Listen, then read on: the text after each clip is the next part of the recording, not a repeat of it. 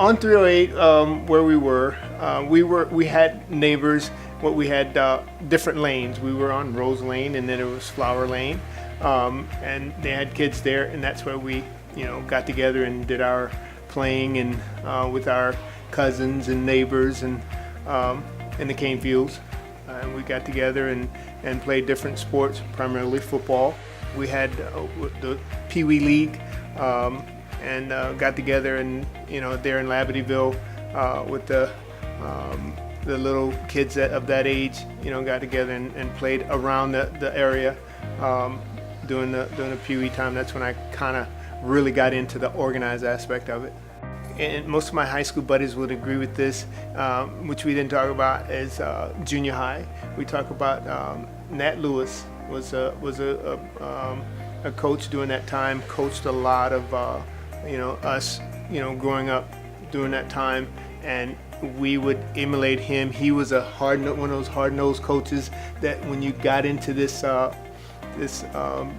sport, somebody you think about. And most of the time when I go back home, we always, if it's talking about football, we'll talk about Nat Lewis and how he'd coach you hard, but he was fair, and you loved that guy.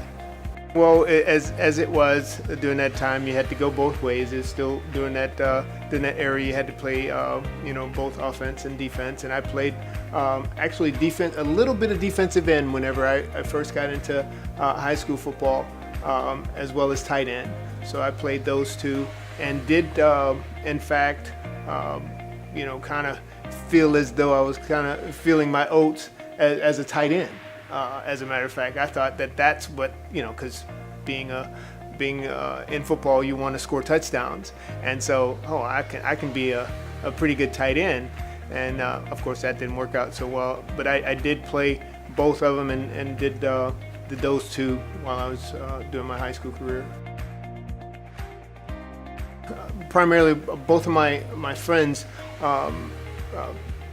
Patterson and Sterling Joseph, were going to Southeastern, and that's where I thought, or considered. Nobody wanted to, give me that scholarship. Nicholls came in there and asked me if I can be one of those preferred walk-ons, and I said it's right down the road from me, from Labadeville. So I said, well, I'll take that opportunity versus going a little bit further away to Hammond. So I took that opportunity. At the time, initially, it was, a little head spinning, because you felt you deserved to be there on the one hand, but on the other hand, it was a little bit overwhelming because you didn't get that scholarship spot. But as far as the caliber of play and feeling as though I was able to compete, I always felt that was the case. Clements had left, and Sonny Jackson had came on, and they put me at outside linebacker, and said you're gonna be a linebacker, and I guess that was a position for me because that's where I flourished and played well. But at that time there were scholarship people that were coming on board, and of course I had to prove myself as it was, and in that time, obviously that's what I did with all the preferred walk-ons and scholarship players. I kind of emerged as one of the ones that was able to handle and play the position, and went on to be a starter. It was a case where nobody wanted to go against this top offensive lineman. I have no problem with this. So I'm gonna line up and I'm gonna go again. He may have flattened me a couple of times, but I was the only one that stood up and said, I'm gonna take him on, and a couple of times beat him. And that was the time, what we call the Oklahoma drills and those type of things. That's when I stood up and said, this is football. This is what I want to do. This is what I'm gonna do, and I'm gonna line up and play where nobody else wanted to, and did a fairly good job in going up against a top caliber scholarship player there at Nicholls, and I think I showed myself out at that point. Sonny Jackson, again, giving him credit as my college coach, coming in there and giving us the opportunity to kind of, during that time, change some things around, and won games during that time. Nothing spectacular, going to any bowl games or anything like that, as it were, but had it where we competed against the different caliber conference teams, and showed ourselves well, and then ended up having what I thought a very rewarding college career.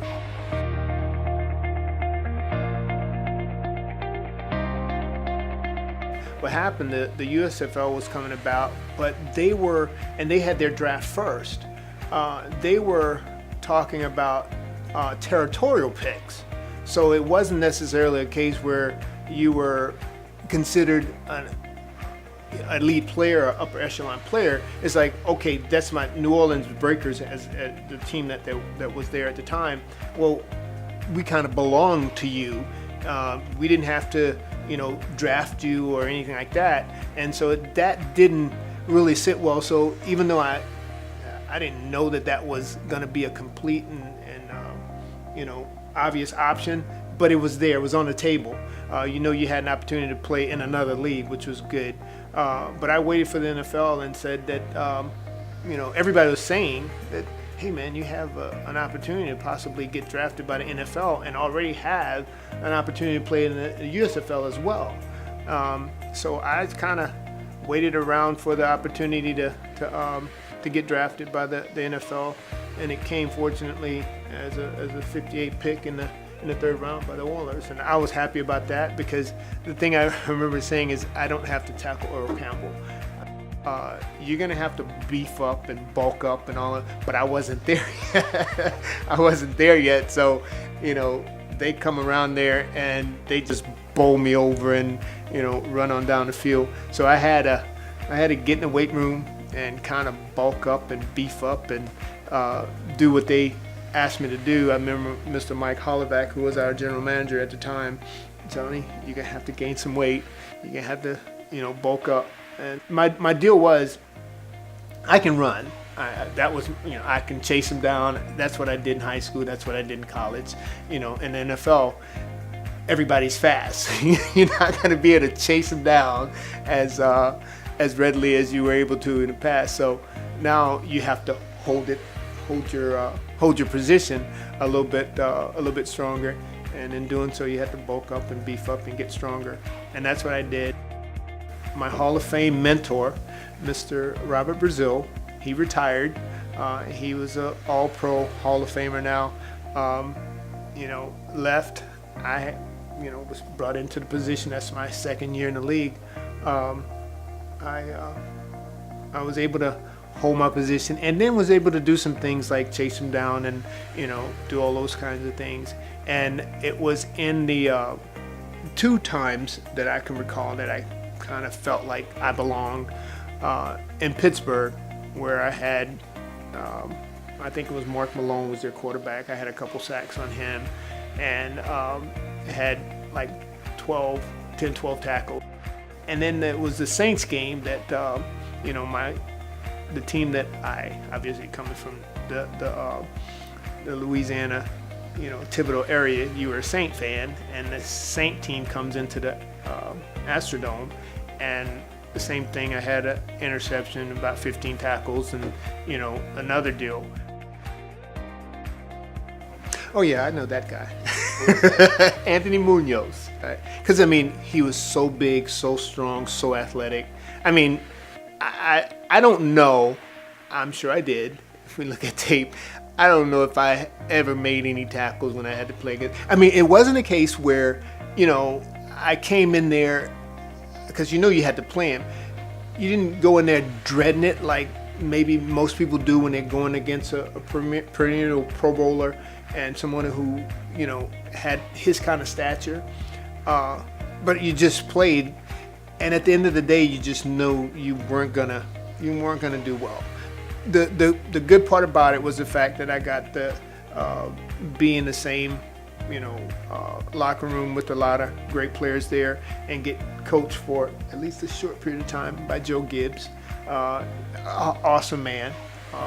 Just a great guy, great coach. Everything you heard about him, to be in that locker room was an awesome thing. My teammate, Ted Thompson, who was the general manager just a few years ago of the Green Bay Packers, was a director there. He gave me a call and said, "Johnny, you wanna scout?" And I said, "Heck yeah, I can stay in football." So he gave me a call, gave me that opportunity to remain in football, and I thank Ted to this day for that opportunity. Lo and behold, because I was a recruiter or a scout, they hired me to become a recruiter there at the truck driving school. So the people that have ambitions to want to truck drive, they can see me.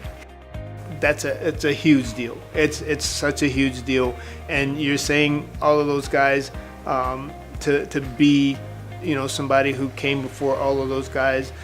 Yes, there's a lot of guys that's come from Assumption, but yeah, you were kind of the first. And I remember, when they first hung my jersey up in the auditorium there in the gym, that 85 that I wore at Assumption. It's huge. It's such a huge thing. I'm so proud and so happy and so blessed to be given this opportunity. I couldn't be happier.